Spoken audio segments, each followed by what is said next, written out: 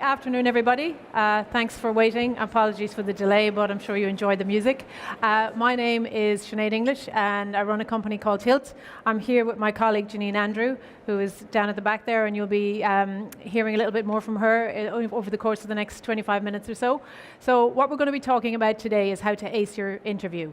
There's so many jobs here today. It's very likely, quite likely, that all of you are going to be called for interviews over the course of the next couple of months. Seems to be a very buoyant market, which is absolutely fantastic.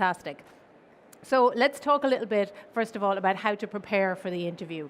The first thing that you need to think about is how are you going to prepare. So what I have seen in the past is we work with a lot of candidates, groups, individuals, helping them prepare for interviews. We do interview training, and people come to us and they say, okay, I've started to prepare for my interview. We say, well, what did you do? Well, the first thing that they say they did was they went online and they Googled sample interview questions. Has anybody done that? Sample interview questions. I've got an interview, I better figure out what kind of questions are going to be asked. So they Google sample interview questions and they get something like, the 100 most frequently asked interview questions. That is so unhelpful because it's going to freak you out. Now you've got 100 questions to prepare, 100 answers to prepare. So you go, okay, well, you know what, forget that. I'm just not even going to do anything about it. 100, 109, 40 most asked questions, 100 most asked questions. Do not do that. That is absolutely a head wreck. So that's not the way to prepare for an interview. So for any of you who've been doing that, stop that right now, okay? That's not the way to prepare. I'm going to give you a much easier way to prepare for an interview, which is going to yield a much, much higher success rate for you. So the first thing you need to remember is the 3 Ps. We're going to talk about 3 Ps today. The first one is you need to predict the questions. So the question for you is, well, how am I going to predict the questions? I don't have a crystal ball. I don't know what kind of stuff they're going to ask. Here is an insight. About 90% of interview questions are completely predictable. You can figure out what they're going to ask. You don't have to have some insight, some mole in the company who's going to tell you.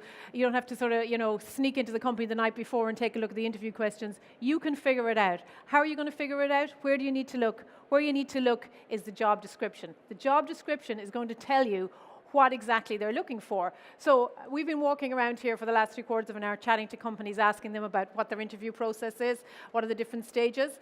So time and time again, we ask them, what are you looking for in graduates? And they tell us exactly the same thing every time. It doesn't matter what industry you're working in. Everyone is looking for good leaders, people who can solve problems, who can contribute to teams, who can prioritize tasks, who can work under pressure, who could deliver excellent customer service. So in the graduate brochures on their websites, you are going to get an insight into the type of candidates they're looking for, the type of students they're looking for. They will say things like, our graduates need to be excellent communicators. Our graduates need to be able to solve problems. Our graduates need to be able to contribute to fast-paced teams. So if you know that that's exactly the type of graduate they're looking for, it doesn't stand to reason that when you have an interview, they're going to ask you, are you that kind of person? That is the way to start your preparation for an interview. So there's absolutely no excuse today because out there's about at least 50 companies who are giving out free highlighters. Okay, so straight after this talk, go out there, go to a company and grab some highlighter pens because you're going to need those for your preparation. You take a look at the job description and you highlight what are the key competencies, just as we've done here. Once you have those key competencies, put beside them a question to test each one. So for instance, if you know that leadership, they're looking for strong leaders, is one of the things that companies are looking for, a possible question that you would get asked to test that isn't, are you a good leader? Because you're going to say yes, and they're going to go, well, that's a little bit too easy. They're going to say, give me an example of a time when you showed your leadership capability. Give me an example of a time when you took a leadership role in a group. So you shouldn't be amazed when they ask that question because you saw it was there in black and white on the job description. We're looking for leaders, we're going to test you are a leader, and the way we're going to test it is we're going to look for examples. So forget about the commonly asked interview questions. They bear no relation to the job that you're going for. Start with the job spec, highlight the key competencies, and work from there. Put questions beside them. So once you have predicted the questions, I would imagine that each job would have about 6 key competencies that they're looking for. So you should be examining the job spec, looking for at least 6 key competencies, and then coming up with a question to test yourself on each one. So now you've gone from 100 top interview questions to 6 very relevant interview questions. So spend your time examining those rather than the 100 random ones that you're never going to get asked anyway. So the first thing is predict. The next thing you need to do is prepare, good old-fashioned preparation. So when we're working with clients and they say, oh, I get really nervous before an interview, what's the magic secret? What can you do? What should I do before I go into an interview to relax me? There's nothing more relaxing, if you can use that term for interviews, going into an interview than having your preparation done. So you need to prepare your answers. So I'm sure that any of you who have spent any time in your college or university careers office will know about the STAR technique for answering interview questions. STAR, situation, task, action, result. So when you are coming up with your answers to these questions, remember you've got your 6 competencies, you've come up with a question to test each competency, so you now have 6 questions, you need to start answering those. You need to do the preparation in advance. It is practically impossible in an interview to think of examples off the top of your head. So in an interview, say you thought, oh, you know what, I'll be fine, I'll just wing it, I'm good at talking. You go into the interview, the first question they ask is, can you tell me about a time when you had a difficult problem to solve and what your approach was? You go completely blank. You can't think of anything. And you start mumbling something about, oh, in my course, I'm doing engineering, so I'm solving problems all day long, so I'm very good at solving problems. 0 evidence, and probably 0 points for that answer. And when you can't think of it in the interview, what will happen is when you leave the interview and you're walking back to the bus or your car or the Lewis or wherever you're going, you will think of a brilliant example. But of course, too late. You can't run back in and go, excuse me, can I just tell you, I've thought of a really good one. Too late. Predict, prepare. So the best way to prepare is there's a worksheet on here. So over the course of the next 24 hours, we're going to be writing a blog on wearehilt.com on the careers fair, and we will attach a soft copy of this worksheet to the blog so you can download it, and this is what we use for all our clients. We get them to fill in their answers in terms of the situation, that's the first box, the action I took, and the result. Just bullet points, fill them in, 1 for each question. You should have 6 sheets, 1 for each competency, 6 different scenarios. The time when I was working in customer service and the customers got really difficult. The time when I was working on a group project in college and 3 members never turned up for 3 meetings. The time when I had I was juggling 6 different things and how I met all the deadlines. The time when I had a very difficult problem to solve on my course or in work and how I did it. So real examples, not like, oh, I'm always solving problems or I'm always working in teams, therefore I'm a good team player. No evidence. So you need to give them the evidence. So you have 6 of these prepared. You're not going to learn them off. That's the worst thing you can do. You go into interview then, your mind goes blank, you can't remember anything. All you need is a scenario. So when we work with clients, we take them from the worksheet to what we call a trigger word sheet. So on the trigger word sheet, which is the final product for preparation for the interview, they have the competencies in one column and 1 or 2 trigger words corresponding each competency, which is going to trigger off their answer. And they know they're going to use the STAR structure. If you use the STAR structure, you won't waffle, you won't go off the point, you won't forget what question you're answering. You'll stick to the point, and that's really, really key. Give them the evidence. And at the end of each question, if they ask a question, tell me about a time you had a problem to solve, bring them back to the question at the end, say, I think that's a good example of where I showed that I can solve a problem. I know that's really important here in this company. Bring them back to the question at the end, really, really important. So that's the second P. And the third P is practice. So you've done all the hard work. You've identified the key competencies, you've written out questions, you've written out answers using the STAR structure, but you cannot go into an interview and hand them your 6 sheets of paper and go, here, there's my answers. Okay? You need to get them out, you need to talk, you need to practice answering the questions. So sometimes what happens is you write them out and you think, yeah, that's a really good scenario. Then when you practice it out loud, halfway through you go, actually, do you know what, this isn't really a great answer. I don't really know. I thought it was going to be better than it was. It doesn't really answer the question. So practicing out loud. Ideally, do a mock interview with somebody. Go to your careers office and ask them to do a mock interview with you. Or what I've seen some students do is get into small groups, go into, book a room somewhere in college, get into small groups, say, okay, here are the 6 questions. We'll each ask each other 2, and then we'll have a bit of feedback. You may feel a bit silly doing it to start off with your friends, but I'm telling you, that will pay such dividends. I mean, we can tell almost straight away within the first 2 minutes of speaking to somebody whether or not they have thought through the questions and practiced their answers. It just becomes a lot more fluid. So practice is key. Best way to practice, get into a small group and do a mock interview with somebody. Don't let the first time you answer these questions be in the actual interview. You're not really optimizing your chances of getting called for the job. So they're the 3 Ps. You predict, you prepare your answers, and you practice them. So let's talk now about when you walk into the interview. So you've done all your homework, all your prep, and now you walk in.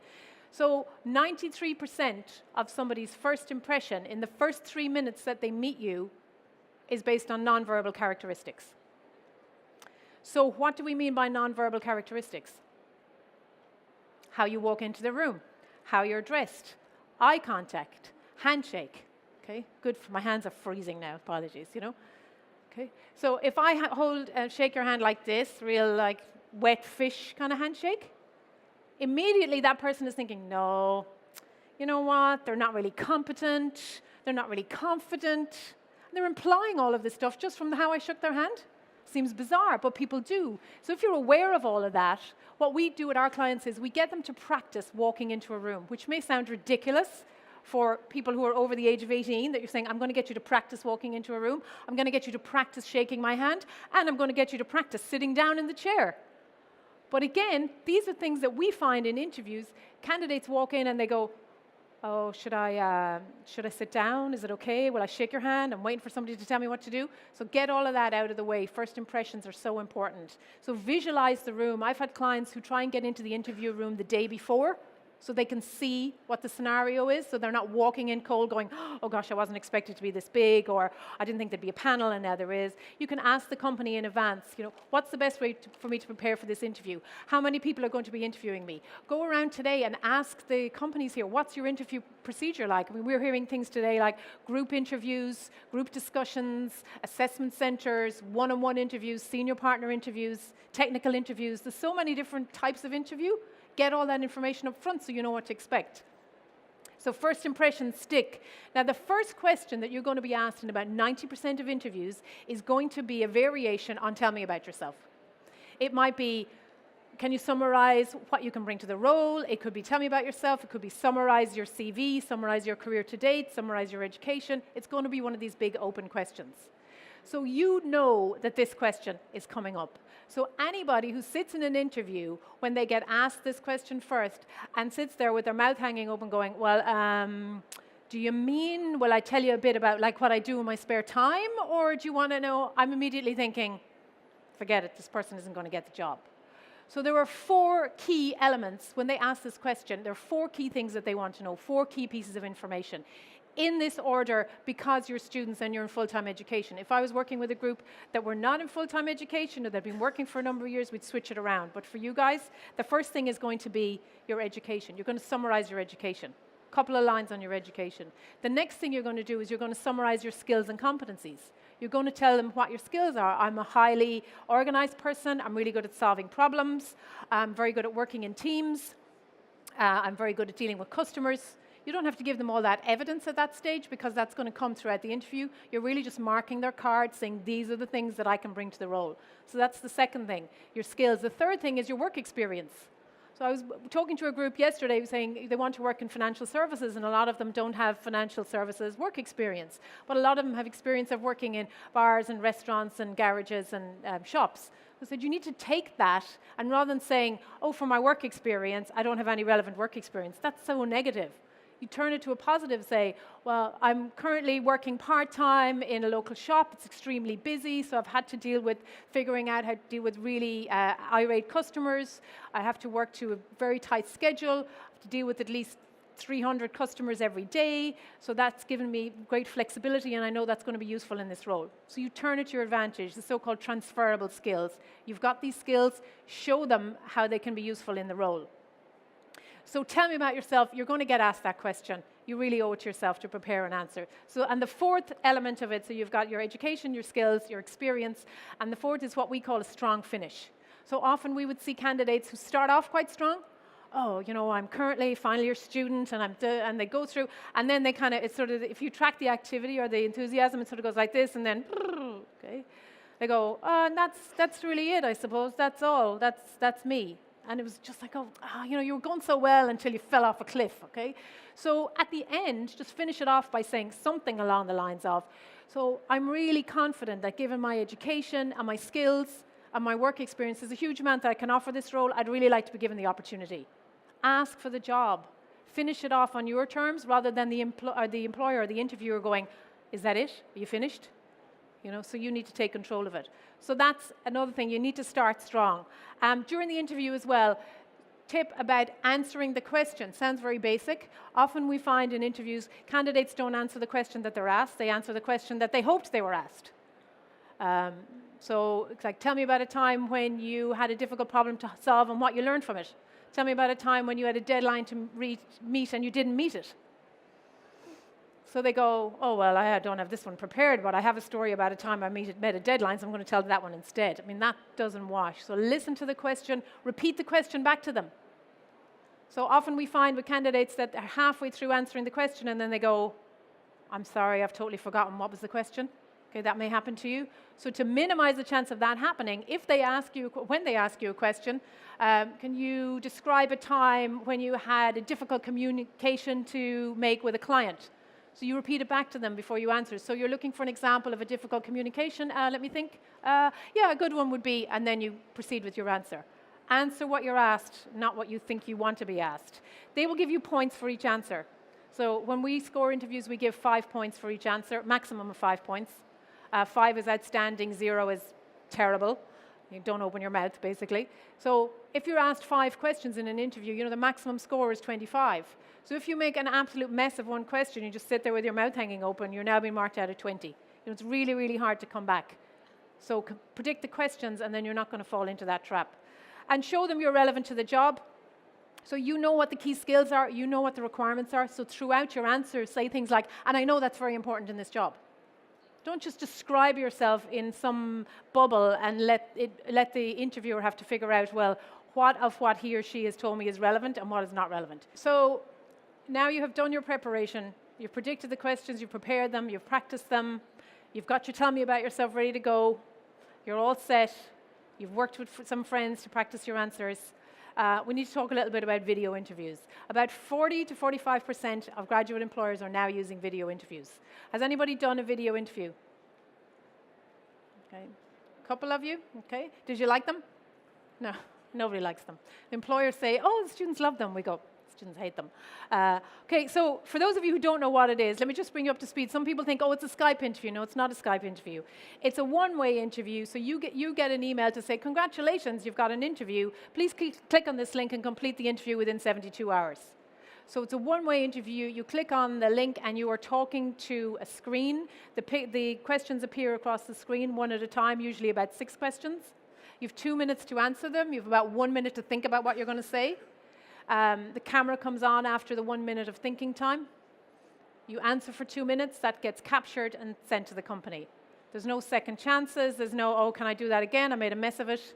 So again, predicting the questions is really important because you've got 1 minute to think about your answer. You've nobody on the other side nodding and going, oh, that was very good. You're just looking at yourself on the camera.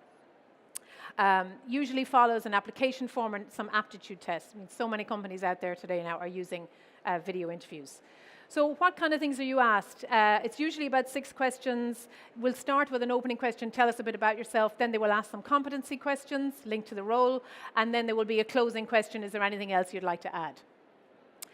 So what we have done is, this is essentially what you see. A lot of candidates would complete them on their phone, or laptop, desktop, doesn't really matter. But when you log in, this is what you see. You get a picture of yourself. The question appears across the screen.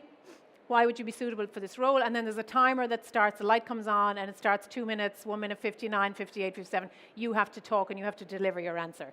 So Janine, do you want to give the guys here just some advice if they've got a video interview to do? You've done quite a lot of them in the name of research. I have, yeah, in the name of research, having lots of fun with video interviews, as you can see. The main thing there, the video interview is quite daunting, to sit in front of the camera first of all, and the light goes on, the timer's there, and you kind of have a bit of a panic at first. So as Sinead said in the beginning of the presentation there, prepare and practice your answers. The key thing is here to practice, practice, practice.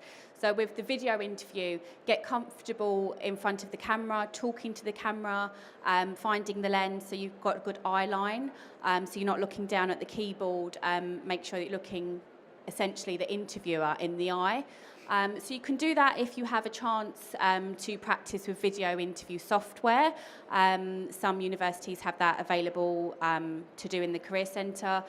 If you have a video interview scheduled, there is an element of a practice area before you actually have to complete your final interview. So the employer interview, there'll be an element of practice first that they won't see, and then you can go on to do your own final interview.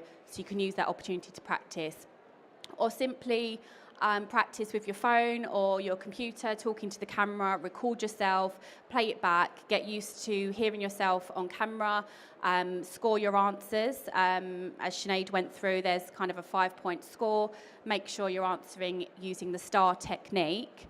It's really good to kind of concentrate your answer on the STAR technique, especially for a video interview, because you only have a short window to give your answer. So if you can structure it so you know exactly what you want to say and how you want to structure your answer, that will really help to fit it in within that time frame.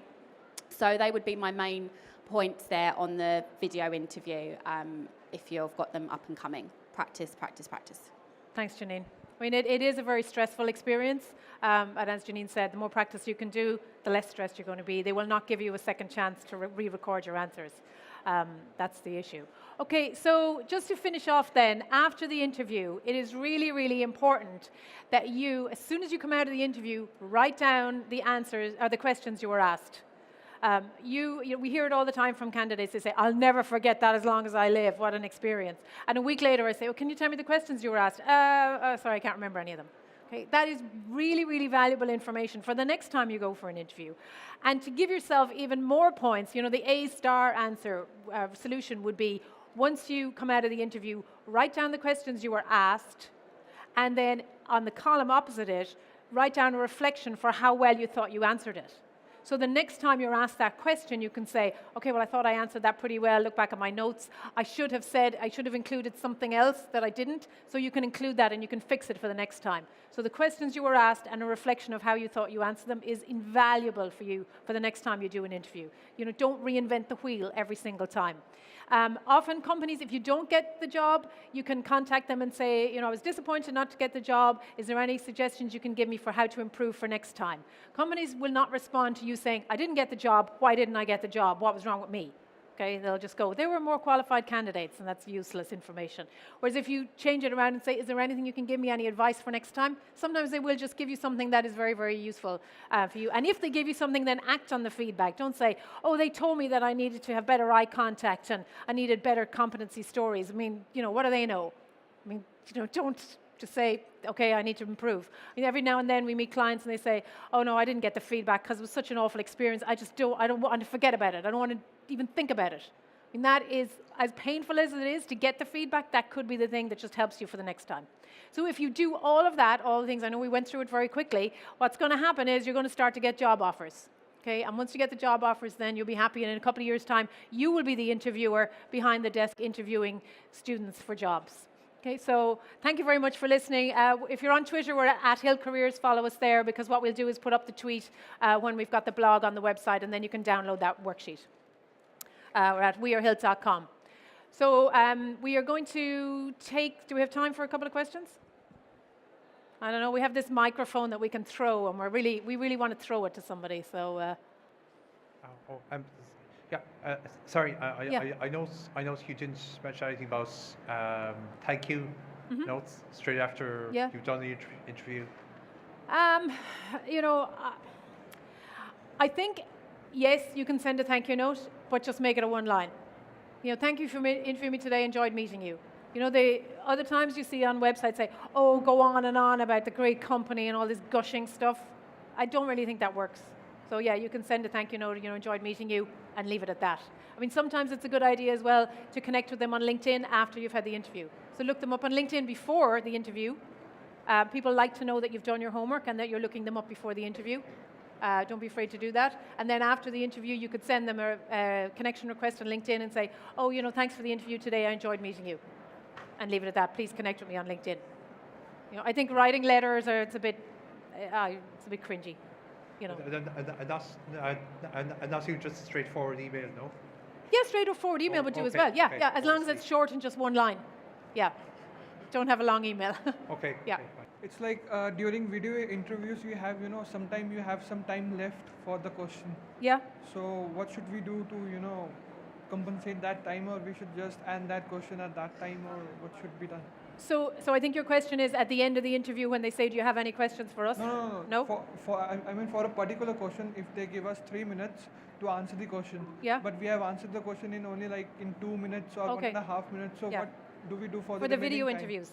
Yeah. Yeah. So usually you get 2 minutes to answer the question, and we would recommend that you use at least 3/4 of that. Okay. So don't answer it in 30 seconds, but don't run out of time. Finish it on your own terms. Leave about 10 seconds at the end that you're clear, so you don't have the beep, beep, beep, beep, come in, and then you just finish it off. So usually it's 2 minutes, and use about 3/4 of it, I would say. Okay. Yeah. Thanks. Okay. Question down the back there. Just what type of documents should we bring to any interview that we might be going to, like diplomas or any relevant documents to the particular job we're applying for? Unless they've specifically asked you for something, don't bring anything. Okay. Bring nothing into the interview except yourself. Don't bring folders. If it's a public sector interview and you filled in an application form, they will say you can bring in your application form. We would recommend you don't. Because what are you going to do? Like halfway through, take it out and start looking at it? You immediately lose the connection. I mean, sometimes they say bring your passport, bring proof of identification. So make sure you're bringing what they ask. But if they don't ask for anything, don't bring it. One exception to that is if you're working in creative industries, or you're trying to describe a project to them. I was working with some engineers recently. They were trying to describe a bypass and a bridge that they had designed and worked on. And I said a good idea would be to have a folder with some photos in it of the work that you've produced, so you could have it with you. And if you start talking about that project, you could say, oh, I actually brought some images just to make it a bit more self-explanatory. Do you want to take a look? But apart from that, don't bring in anything else. Once you get offered the job, then they will look for all of the proof of your diplomas and degrees so that you can give them to them then. Thank you very much, guys.